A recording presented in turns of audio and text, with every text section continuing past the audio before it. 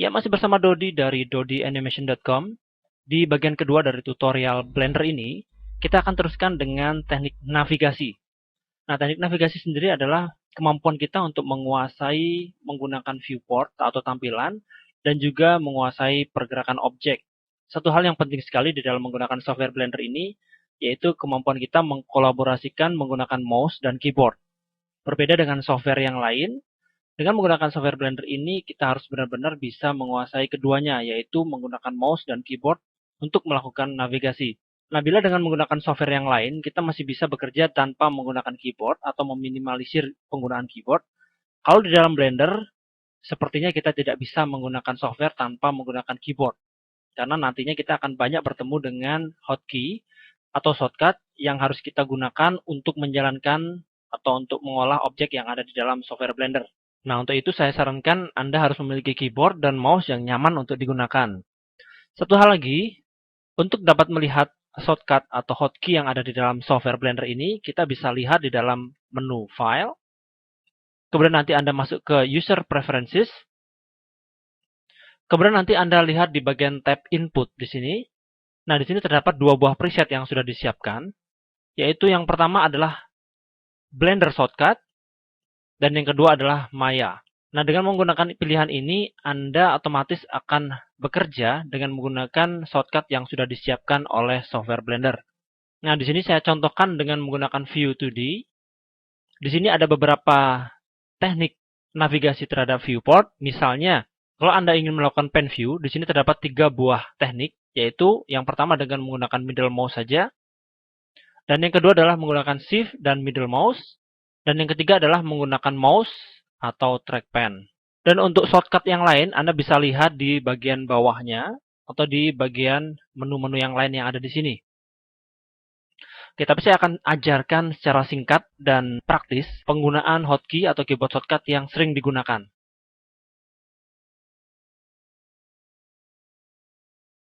Oke, langsung saja yang pertama adalah navigasi terhadap viewport atau tampilan. Teknik zooming atau melakukan zoom in dan zoom out atau mendekatkan pandangan kita terhadap objek dan menjauhkan pandangan kita terhadap objek, ini sangat penting sekali. Cara yang pertama, Anda bisa menggunakan scroll wheel yang ada di dalam mouse. Yaitu Anda scroll seperti ini, maka kita sudah melakukan zoom in dan zoom out. Ini adalah cara yang praktis sekali. Cara yang kedua adalah menggabungkan antara keyboard dan mouse, yaitu menggunakan control dan menggunakan mouse tengah Anda. Anda bisa dorong mouse Anda ke atas dan ke bawah untuk melakukan zoom in dan zoom out. Dan cara ini jauh lebih halus dibanding dengan cara yang pertama. Cara yang pertama, apabila Anda menggunakan scroll mouse, maka terlihat di situ snap. Zoom-nya snap. Tapi dengan menggunakan control, maka proses zoomingnya akan lebih halus. Teknik yang kedua adalah pen view atau menggeser tampilan. Sangat mudah sekali, yaitu dengan menggunakan shift pada keyboard dan juga klik mouse tengah Anda. Hampir sama dengan tadi, kalau tadi kita menggunakan control, kali ini kita menggunakan keyboard shift. Anda tinggal geser ke atas atau ke bawah atau ke kanan ke kiri untuk melakukan pen view. Yang ketiga adalah melakukan orbit atau rotasi terhadap tampilan. Teknik ini tidak perlu menggunakan keyboard, hanya dengan menggunakan mouse saja, yaitu mouse tengah saja. Nah, dengan menggunakan klik pada mouse tengah, kita geser kursor kita di dalam 3D view, maka kita sudah melakukan proses orbit atau rotasi terhadap viewport. Nah, kita sudah menguasai 3 teknik untuk melakukan navigasi terhadap tampilan, yaitu yang pertama adalah zoom, yang kedua adalah pen view atau menggeser tampilan, dan yang ketiga adalah rotasi tampilan atau orbit. Nah, ketiga teknik tadi harus Anda kuasai dengan sangat baik, karena kita tidak mungkin bisa tanpa menggunakan 3 hal tadi. Dan kita teruskan dengan beberapa teknik navigasi terhadap viewport yang lainnya. Yang pertama, kita bisa menampilkan tampilan yang ada di sini atau 3D view di sini menjadi tampilan dari sudut pandang yang lain.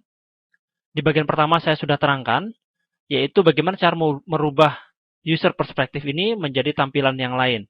Anda tinggal klik view di bawah, kemudian di sini ada beberapa pilihan, yaitu kameras, kemudian tampilan left, tampilan right, dan seterusnya.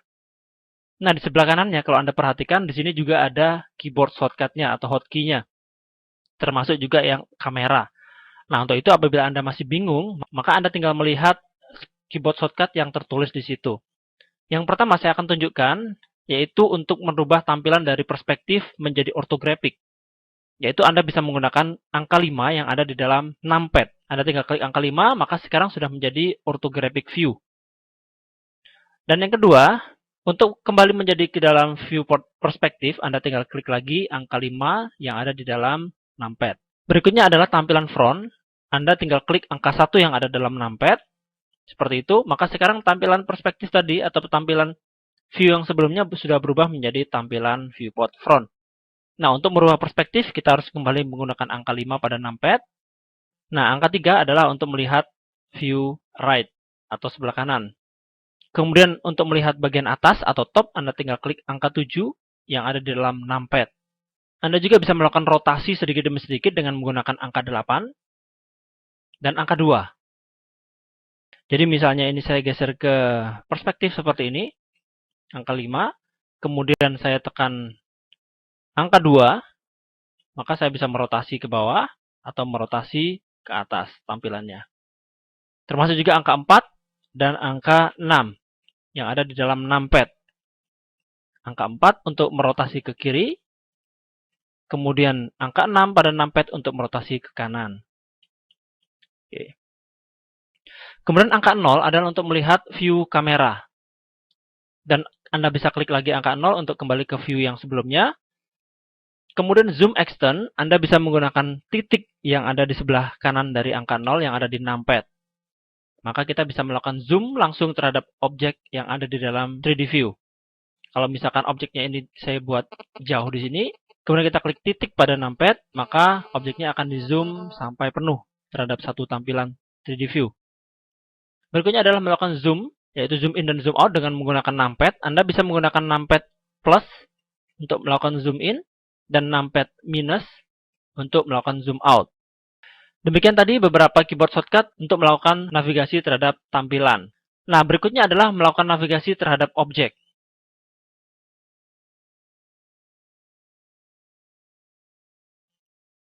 Yaitu kita bisa menggeser objek, merotasi objek, dan melakukan skala terhadap objek. Di bagian bawah, Anda bisa lihat di sini ada yang namanya 3D manipulator. Kalau misalkan ini kita nyalakan, maka kita akan melihat di sini 3 buah icon yang berfungsi untuk melakukan transformasi objek, untuk melakukan rotasi objek, dan untuk melakukan skala objek. Yang pertama, kalau kita aktifkan di sini ada manipulate translate, maka di sini akan muncul yang namanya origin, yaitu panah yang berwarna biru, merah, dan hijau. Ini mengindikasikan sumbu terhadap sumbu Z, sumbu X, dan sumbu Y. Anda juga bisa melihat tanda itu di sudut kiri dari sebuah 3D view. Kalau kita aktifkan translate manipulator ini, maka kita bisa menggeser objeknya sesuai dengan arah sumbunya, seperti ini. Dan kalau misalkan kursor kita letakkan di dalam lingkaran, maka kita bisa menggerakkan objeknya ke semua arah. Seperti itu, ke segala arah. Cara yang lain adalah Anda bisa menggunakan keyboard G, yang artinya adalah grab. Kemudian Anda bisa menggeser objeknya secara langsung kemanapun yang Anda inginkan. Hal ini juga dapat berfungsi meskipun kursor mouse Anda tidak berada di objek. Jadi misalkan kursor mouse saya ada di sini, kemudian saya klik G, dan kita secara otomatis juga sudah bisa menggeser objeknya. Jadi dimanapun posisi mouse kita, maka kita bisa tekan G dan kita gerakkan objeknya sesuai keinginan kita. Nah, agar pergerakannya sesuai dengan arah sumbu, Anda tinggal ketikkan lagi sumbu yang Anda inginkan. Jadi misalnya, saya ingin objek ini bergeser ke sumbu Y. Sumbu Y adalah sumbu yang berwarna hijau ini. Ya. Dengan menggunakan keyboard shortcut, maka Anda cukup menggunakan G, kemudian Anda tekan Y. Maka kita sudah menggeser objek hanya di sumbu Y saja. Kalau misalkan saya ingin objeknya bergeser ke sumbu X, maka saya bisa klik G dan saya klikkan X. Maka sekarang objeknya sudah bergeser hanya di sumbu X saja. Dan seterusnya seperti itu. Grab dan Z. Oke, itu adalah teknik transformasi objek. Yang kedua adalah untuk merotasi. Anda lihat di sini ikonnya adalah rotate manipulator. Sama dengan tadi, di sini terdapat 3 buah warna atau 3 buah sumbu yang mengindikasikan sumbu X, Y, dan Z. Dan untuk dapat merotasi objek, kita tinggal arahkan mouse kita ke arah sumbu yang kita inginkan. Seperti itu. Kalau kita arahkan kursor mouse kita di dalam lingkaran yang berwarna putih ini, maka kita bisa merotasi objek ke segala arah yang kita inginkan. Seperti itu. Oke. Berikutnya adalah skala. Sebelum saya terangkan manipulator untuk skala ini, saya akan reset dulu rotasi dan posisi dari objek cube. Nah, sebelum saya terangkan manipulator untuk skala, saya akan reset dulu rotasi dan posisi objek cube ini. Kita akan kembalikan ke posisi awal.